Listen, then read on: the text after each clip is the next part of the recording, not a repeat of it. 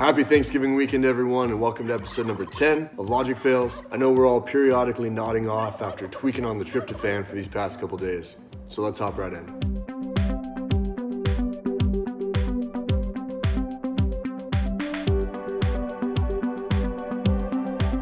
This Thanksgiving was, for many, far more stressful than most. And that's no surprise, as people weigh the opportunity to spend time with their families versus the dangers as coronavirus cases reach unprecedented heights throughout most of the country. Particularly challenging are some of the mixed signals that have been put out there as states pursue highly restrictive measures to try to minimize the spread.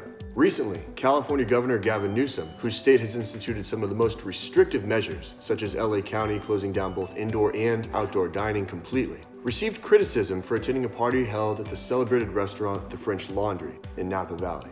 Newsom's conduct here is undoubtedly unsightly, especially as he should be expected to present an example to his beleaguered constituents and show solidarity with them during this difficult time. But even while we might revile his hypocrisy, we should be mindful of the potential fallacy in concluding that these policies are ill-founded on that basis. If, for example, from the premise that Newsom is hypocritical, we then drew the conclusion that the policies he advocates for are unnecessary or ill-advised, then we would be committing a classic ad hominem fallacy. Just because someone is talking the talk but failing to walk the walk does not mean that their advice is necessarily flawed. It might just mean that they're failing to be an optimal ambassador for their argument.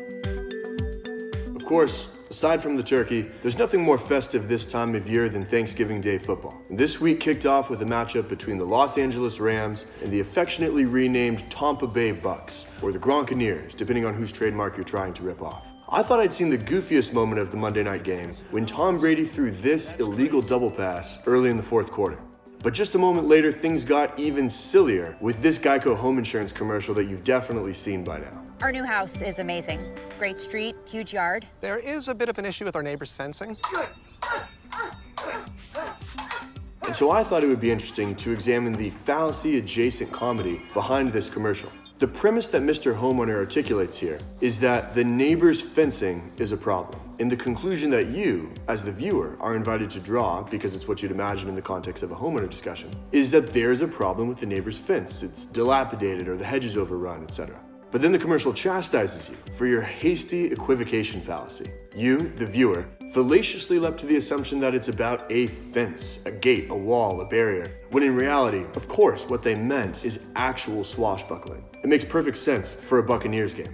If you felt like Geico here was being as duplicitous as a used car salesman or an LSAT question writer, then let us know in the comments below. Thank you guys so much for watching, and have a great Thanksgiving weekend.